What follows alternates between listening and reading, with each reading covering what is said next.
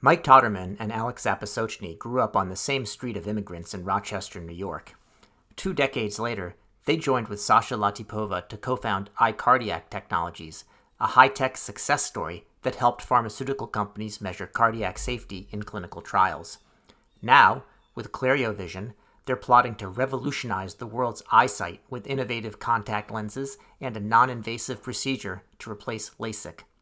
I've been along for the ride as an investor and board member in both companies. In this episode of the Health Biz Podcast, Alex and Mike talk about entrepreneurship, spinning technologies out of universities, making partnerships last, and what they do in their very limited spare time. I'm your host, David Williams, president of strategy consulting firm Health Business Group. Thanks for tuning in, and remember to subscribe to Health Biz.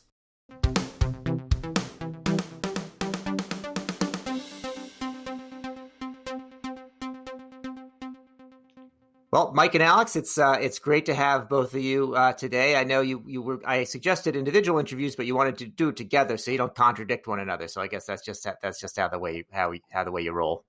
Well, I think we just find that things are more fun when we do them together. So this just seemed like a good idea. And we have no problem contradicting each other. So we'll try some of that later in the podcast too. That sounds good. So why don't we jump in, and I'll just ask about your backgrounds individually, and then when did you meet up? Sure. Well, I guess I can go first. I mean, actually born in the former Soviet Union, then came over to Rochester, New York eventually, and happened to live on this street that seemed to attract a lot of immigrants. And one of those immigrants who moved across the street from me when I was 12 years old was Mike Totterman, who was born in Finland and showed up on our street. And he was the kid that it was really hard to get outside to play kickball and baseball with us. And we noticed that he was a peculiar child. He seemed to like reading the Wall Street Journal in seventh grade, and he seemed to like coding a computer. But somehow a friendship ensued, and our first collaboration started in high school. Then we went our separate ways for a while. So with me in particular, I wasn't sure what I wanted to do, but I ended up eventually pursuing a law degree because that gave me a lot of flexibility. And then going into the public sector for a while, I was a prosecutor in New York City. But then I became quite curious about what was happening with technology and entrepreneurship. And so I took a job, which I thought was going to be for just one short year, working for a startup. And that was about 20 years ago. I really just fell in love with it. Worked at a place called Linnell Systems as an executive as it grew and was sold. And then by that point, I'd had just enough success to be able to partner with my good old friend Mike Totterman. We were both back in Rochester at that point after having lived in other cities for a while. And that's when we decided to start iCardiac, which I'm sure will be the substance of another of your questions. Absolutely. So Mike, I didn't surprise me, but I guess as an immigrant, you were a reader of the Wall Street Journal, otherwise known as the Daily Diary of the American Dream. Exactly. And it's kind of interesting that Alex mentioned that. So when we moved to the US, I had actually never met anybody from the Soviet Union. So my first experience of moving to the US was onto a street that had a lot of immigrants from the Soviet Union. So that was kind of an interesting experience. But obviously, got to know Alex and some of the other kids really well. And I think that's kind of a uniquely American thing. So even though perhaps our grandparents had fought on the opposite side of World War II or World War I, we come to America and make the best of it and have an incredible time. So my background really quickly. So, obviously there's a lot of academic researchers who come to the U.S. So my mother came. It was supposed to be just for a year to come to the U.S. to do medical research and then head back to Finland, and that was in the early '80s. And that was about 40 years ago. So never end up going back, and really loved it in the U.S. And part of it was, the fact that the U.S. education system really, encouraged, academic performance even at the middle and high school levels, and being able to, meet wonderful folks like Alex, who were also, really interested in doing things. And then after high school, went to undergraduate, did my engineering degree at Stanford. Really enjoyed that. From there, ended up staying in the San Francisco Bay Area, did consulting for a couple of years, then did my MBA over at Dartmouth, and then from there headed to do some more consulting. Had a quick little summer internship in investment banking. Realized that was not really the cup of tea that I was planning to enjoy consuming for a longer period of time. And then, as Alex and I both got more experience over the years, I did some more work in venture capital, and then end up coming back to Rochester around a similar time as Alex did. I went to help an academic group that my mother was affiliated at the University of Rochester to spin a company out. That worked out well. Alex had done extremely well with Linnell Systems, and both of us had really enjoyed the startup experience. And as Alex said, as kids had worked on a number of assignments together, we would usually divide them up. Alex would do half, I would do the other half. So, a little bit of specialization by academic discipline. So we got together, and that was kind of the birth of iCardiac Technologies, which was the first project that we kind of formally worked together on the business side. So I want to hear a little bit about this immigrant street here. Whether was it just a former? Did you have somebody from like every one of the former Soviet republics, or like what were some of the other representations, and what has become of these people? So yeah, I mean, so there were a number of people from the former Soviet Union, mainly from Moscow and St. Petersburg. We had a number of them from Israel, another startup hotbed. We had Poland. I think there were a couple other countries which I'm blanking on now, but they all. You look down on them then, and you look down on them now. So fair enough. No. They all seem to have done quite well. So it was a lucky street for all of us to have been on. Good. What's the demographic there now? Do you know? I do drive by once in a while. It's actually pretty close to where the Clerio Vision offices are. I could almost jog over there. I don't know. They look like nice, normal people to me, but I have no idea. Yeah, interesting. Well, let's dive into the iCardiac story. And you guys are always at least a step or two ahead of your time. And iCardiac is one of those companies where it's the small I and then the big letter, and it makes me think of the iPhone or the iPad, or the iCardiac. So as part of Apple, I mean, what was the story?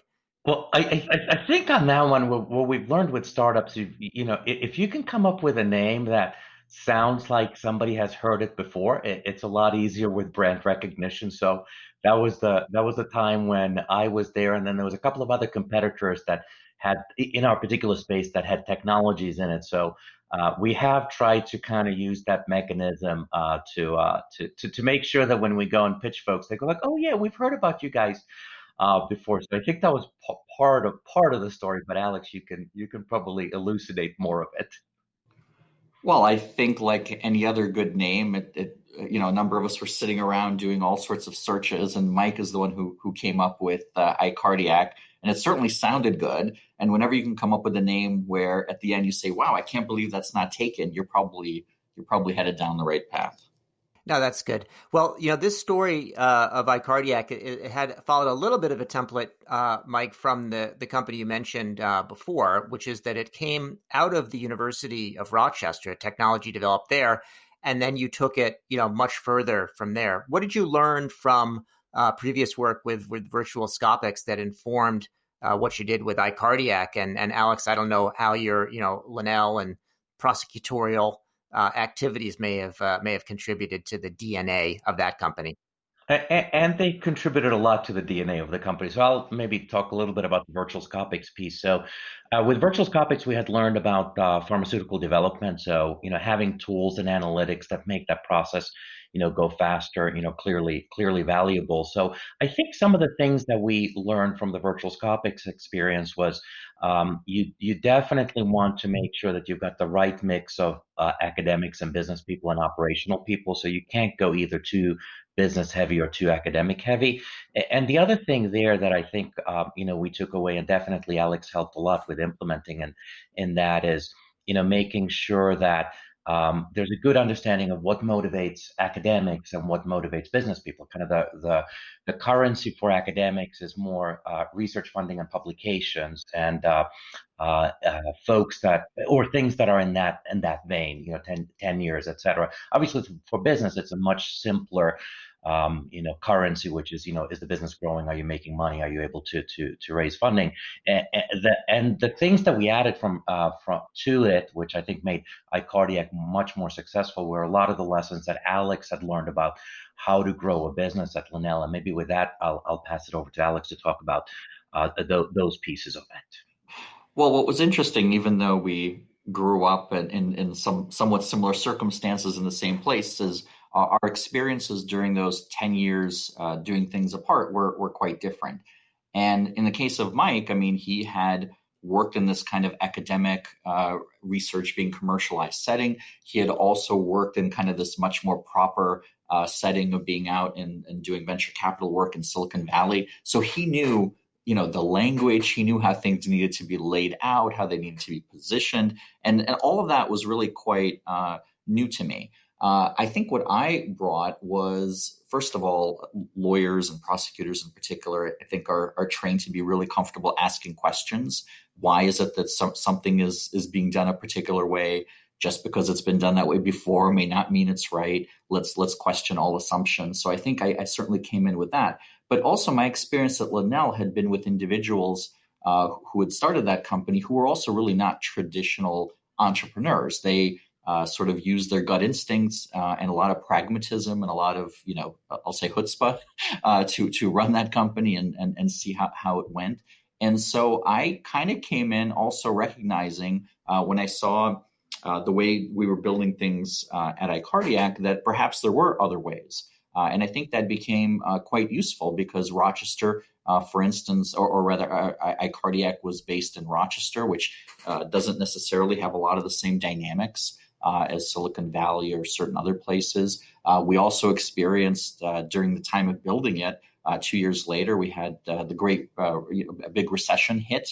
And so a lot of the assumptions also of how to build a business, especially in life sciences or healthcare, really got turned upside down. And I think the pragmatism, the questioning all assumptions, I mean, a number of things that I brought to the table really served in conjunction with Mike. And by the way, we also had a third co-founder that we should make sure to mention, Sasha Latipova. I think the three of us really had this really nice balanced approach to how to face the challenges, question what we were doing. And also we just brought different things to the table in terms of being able to pick teammates, helping each other through the constant ups and downs and setbacks that you have with startup life. Yeah, and I think a perfect example of that was just, partially because of my background, et cetera.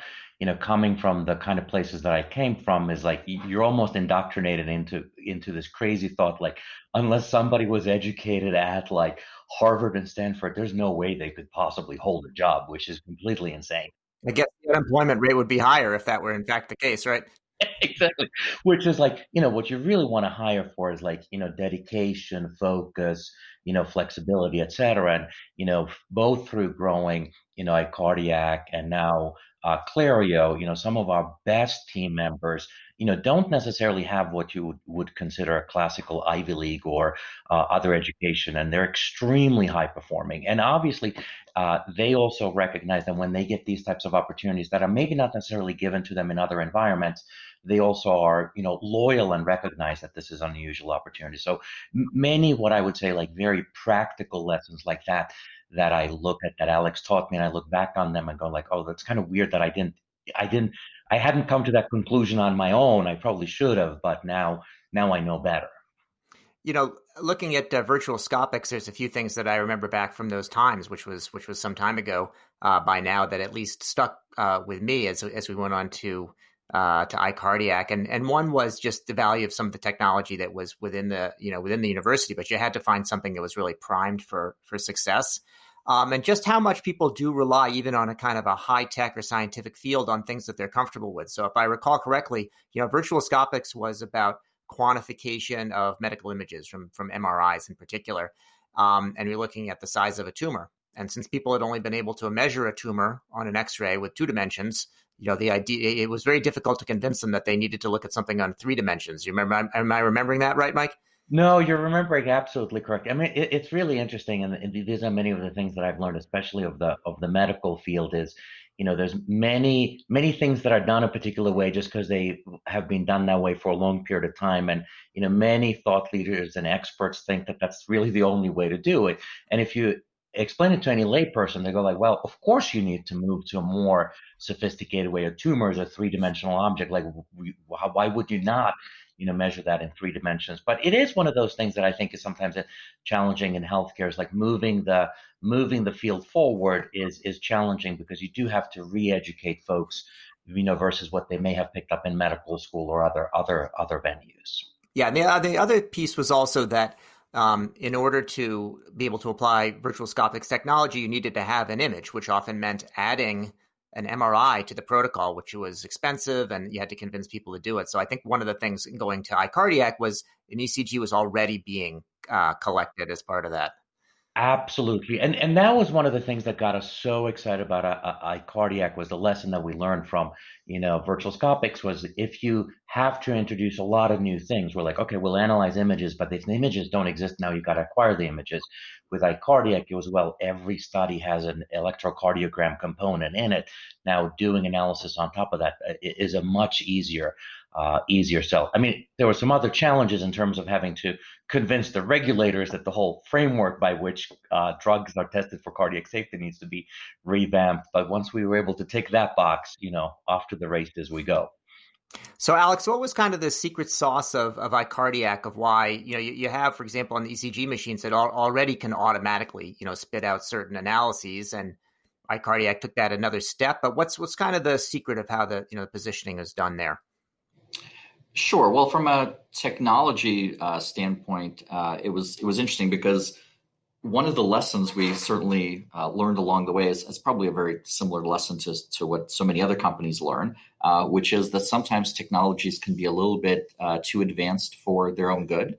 I think that may be a slightly more common problem when you talk about something that comes out of the academic realm. And so when we started the company, we had identified at the University of Rochester a technology that really was kind of this, I hate to use cliche terms, but it was a paradigm shift, right? And we were all excited about how it was a whole new way to look at ECGs, and it wasn't two-dimensional, like you said, and it used it like these eigenvector leads. I mean, all this other fun stuff to talk about.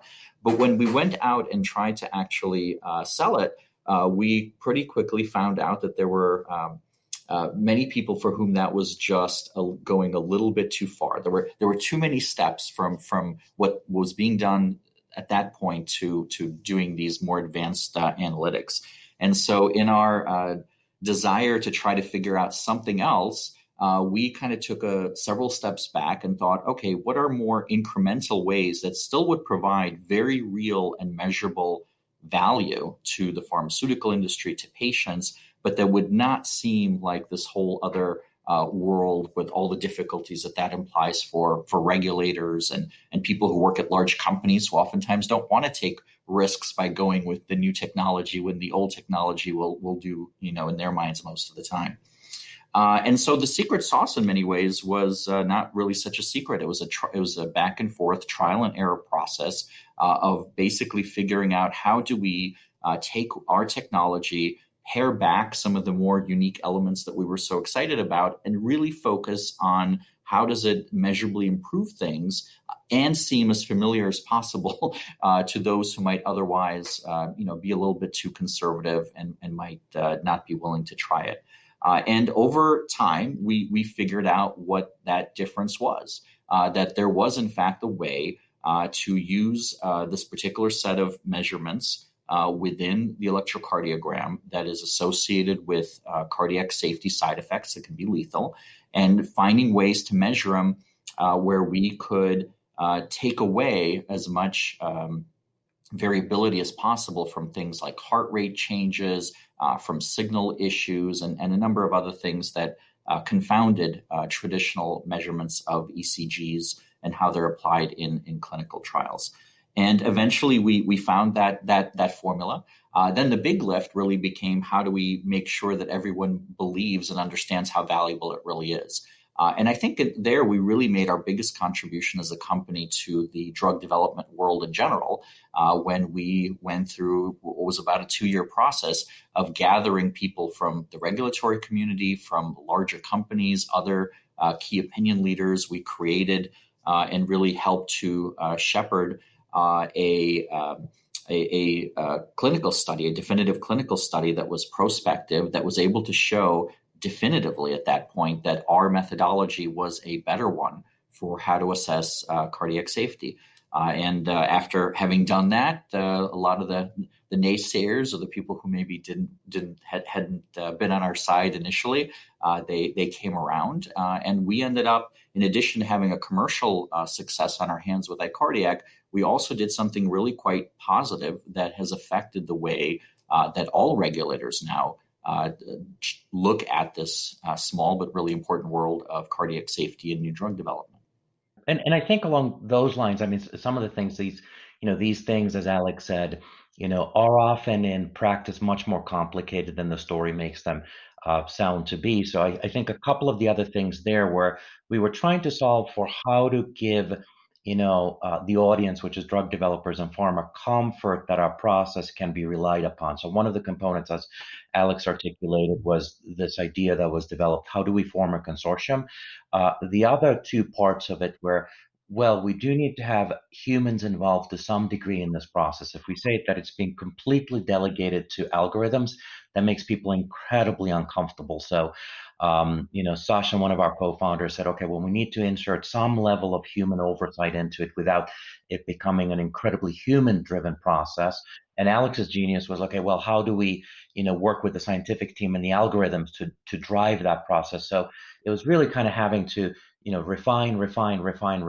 And, it's easy to say the story, afterwards, like invented the technology, took it out, scaled it. In practice, it is much harder. But, somebody, said this quote, I don't know who it's attributable to, but, the single greatest predictor of corporate startup success is survival. And you just need to survive long enough until you figure out what the product market fit is so that everybody's happy and ends up buying in volume those products. Now, Mike, the iCardiac founding came at a certain time in the industry. Could you just remind people, just sort of maybe taking a step back, of why, ECGs have been done a long time. They're collected for clinical trials. They're collected when you go to the doctor, but maybe probably should have done that at the start. But, what was the point? Why did you need this in the first place? Who cared? Yeah, and there, and again, in iCardiac, and I think you've got a really good point, the timing was much better than with Virtualscopics. In Virtualscopics, we were trying to fit a need that wasn't clearly realized. With iCardiac, there'd been a number of drugs that had been pulled off the market because of cardiac safety issues, and people had actually died. So there was And these are not cardiac drugs. No, these are like for sniffles, sneezing, allergies. So this was a huge issue. People taking allergy medications and dropping dead, not necessarily in massive volumes, but nobody really should drop dead from a cardiac safety issue from an allergy medication. So then the FDA came up with a new guidance. Now the challenge with the new guidance was it was incredibly expensive and cumbersome for pharma to implement. So the pharma companies were very much looking for, hey, how do I tick that really important box, but how do I not spend 5, 10, 15 million ticking the box? Great. So iCardiac, as you're implying, worked out well. It was a good exit. Became part of the largest company doing cardiac safety trials in the field, ERT, and then you moved on to Clerio. What's the story there? Why do you call it iClerio? Yeah, well, the eyes had been taken, but Alex, maybe you could. Sure. Yeah, no, absolutely. I mean, that's an interesting story as well. I mean, certainly the good working relationship that we had built with the University of Rochester really came in handy. So what happened there before our involvement is that the University of Rochester happens to be a place that is really well known both for research in ophthalmology as well as research with laser-enabled technologies. And for quite a few years, Bausch and Lomb had engaged individuals there to figure out ways to use what are called femtosecond lasers and to adjust them to be able to, first of all, be able to do some very unique things with contact lenses. And then later on, that particular program expanded to also being able to write directly in a human cornea. And when you say write, it's like scratch something onto the surface of your eye. Well, yes. Well, not quite. In fact, it's really the opposite of that, because it's a totally non-invasive process where, without doing anything to corneal tissue, you're actually able to basically create an optical pattern inside the cornea. But you're not changing any tissue. You're not removing any tissue. I mean, it's really it's almost like something you would picture being in Star Trek or some other futuristic setting. But in terms of what happened, Bausch & Lomb was very excited about this technology. They were about to bring it out and bring it in house. But then at that time, a company called Valiant came around and they acquired Bausch & Lomb. And Valiant has a very particular and well-known philosophy that all research and development dollars are basically inefficient. And so when you buy a company, you cut out everything that isn't already basically in the market, meaning kind of all R&D that's not already creating a product for you, and then you move on. And so that created a very unusual situation, because suddenly these 40 different patents in various forms of being issued was returned to the University of Rochester. They wanted to, of course, make sure that this huge portfolio and this huge opportunity was in the hands of individuals that kind of would know what to do with it. And because of the relationship we had a kind of the first look and an early look. And we were very excited by the promise of it, of course. Now, at that point, we were in the process of we actually ended up having 2 sales of iCardiac.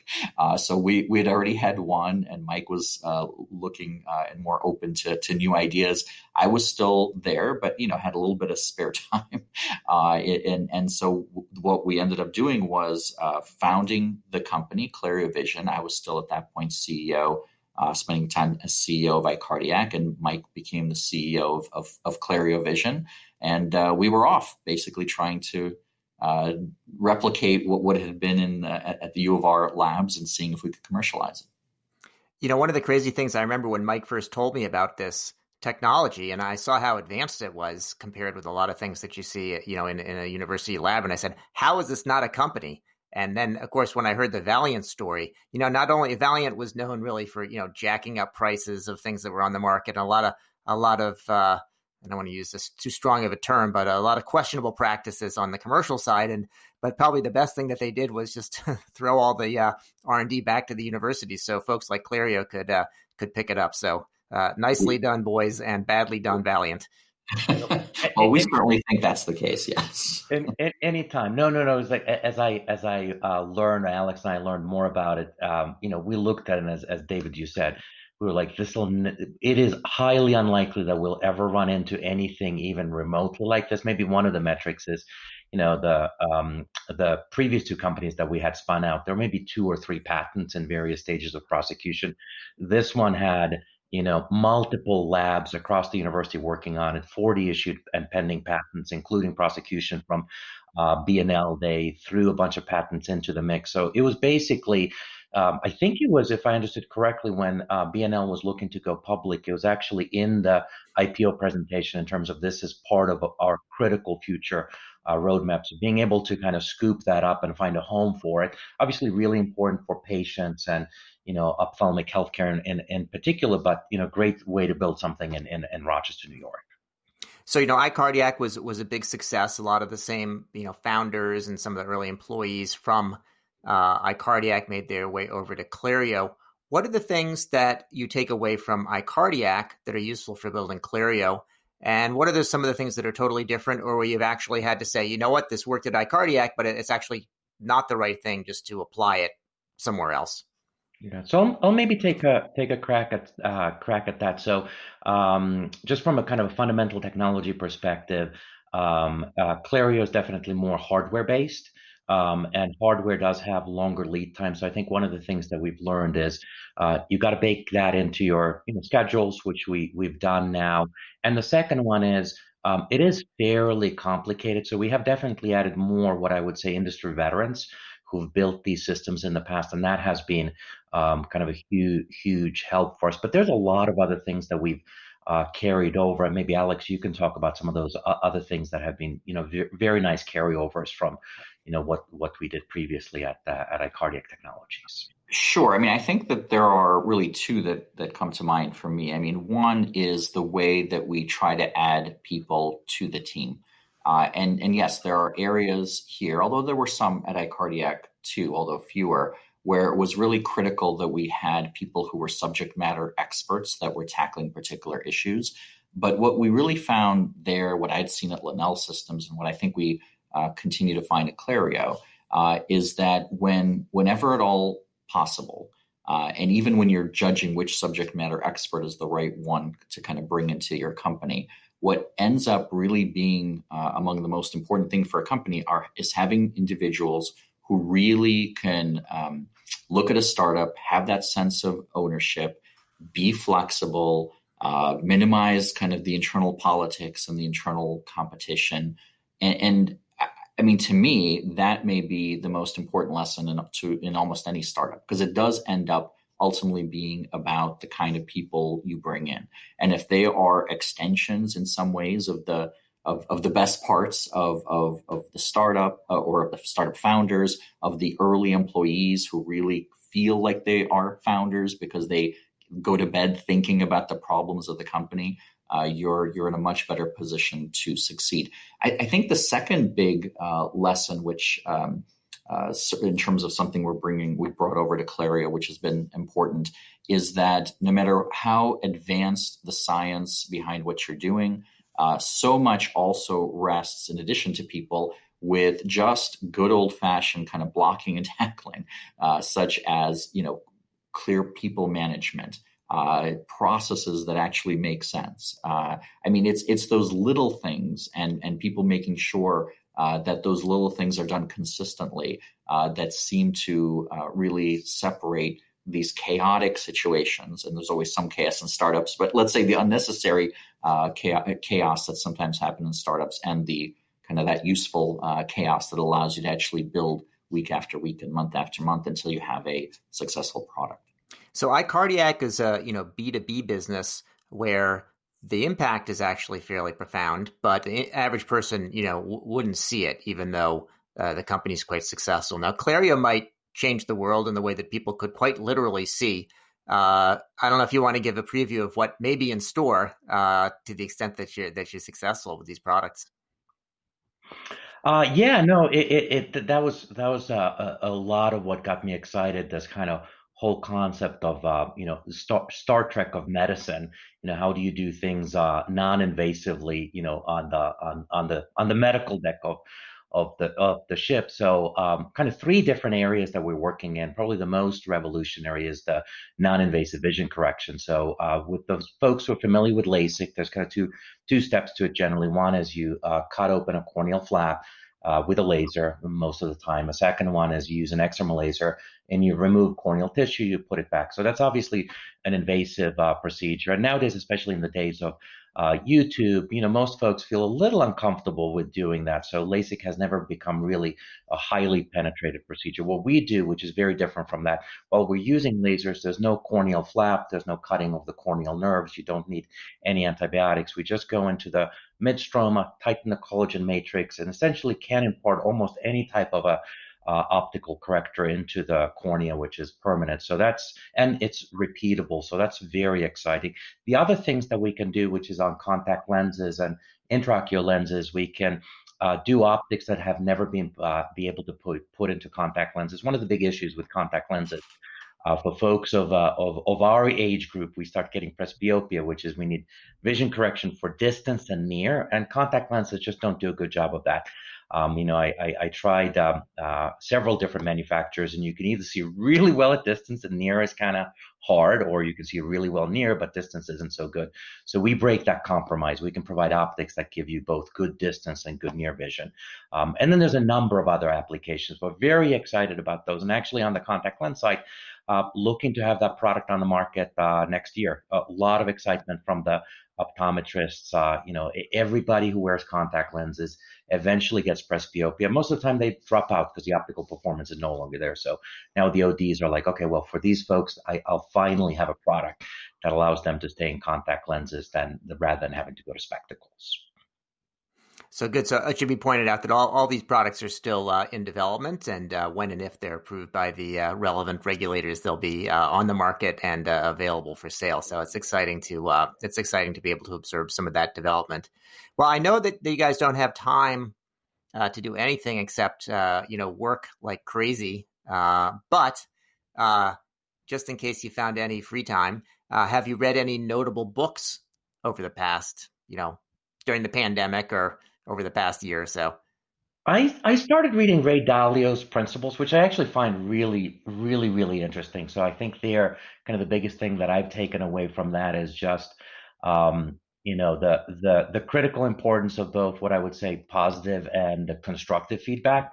A lot of folks are quite good at giving positive feedback. Constructive feedback is a thing that most folks have a harder time with because it's a little bit more uncomfortable. But he shows many examples of why that is really, really critical in all kinds of work environments. So that's been one that I've quite enjoyed. I don't know, Alex, you're sometimes a prolific reader as well. So don't know what books you might have on the shelf.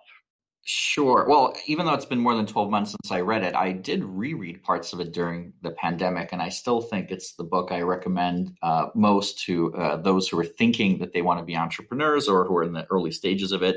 And that's The Hard Thing About Hard Things by Ben Horowitz, which I know many people recommend, but I think there's a good reason for it.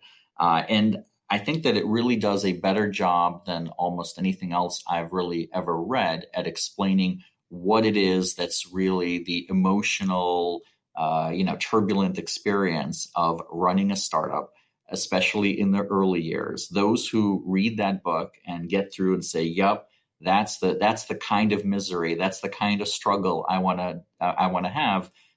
Those people should probably continue to look further at entrepreneurship. It's a great book. Another thing that I would recommend, because it's something that it's a book that we just gave out to a lot of people within our company, in the management of our company, is a book called The Checklist Manifesto. And that's actually a book that Mike had found and had shared. And I think that speaks more to what happens when you're somebody who is used to doing research, et cetera, and now you need to make sure that those little things that oftentimes separate success from failure are being done correctly. So The Checklist Manifesto is another really good book for that. And on the checklist manifesto, I think it's applicable to almost everything in life. I mean, it's kind of the perfect examples in it are like what used to happen with aircrafts prior to checklists, what used to happen with surgeries prior to checklists. I mean, literally, the surgeons, they're busy, they're doing a lot of surgical procedures. They'd forget surgical instrumentation like inside the body, and they'd suture it up, and then of course patients complaining of abdominal pain because the knife is still in there. So there's many, many examples where I think that book is really, really eye-opening and kind of, especially for folks who are used to doing like very highly intellectual work and don't necessarily always think that a checklist is for them. When they read those examples, they say, hey, everybody can benefit from checklists. Well, I was going to say, as a shareholder and board member of Clerio, I'm very happy that any leisure time that you may have is being devoted to books that directly impact the company. So, but don't forget to enjoy yourselves from time to time, at least once the pandemic is done. Well, Mike and Alex, it's been fun talking to you today as two of the founders of both iCardiac and Clerio. Hear about some of your successes in the past and those yet to come. And knowing that you're still good buddies even after growing up together and taking it all through there. So thank you very much. Much appreciated. Thank you, David. You've been listening to the Health Biz Podcast with me, David Williams, President of Health Business Group. I conduct in-depth interviews with leaders in healthcare business and policy. If you like what you hear, go ahead and subscribe on your favorite service. While you're at it, go ahead and subscribe on your second and third favorite services as well. There's more good stuff to come, and you won't want to miss an episode. If your organization is seeking strategy consulting services in healthcare, check out our website, healthbusinessgroup.com.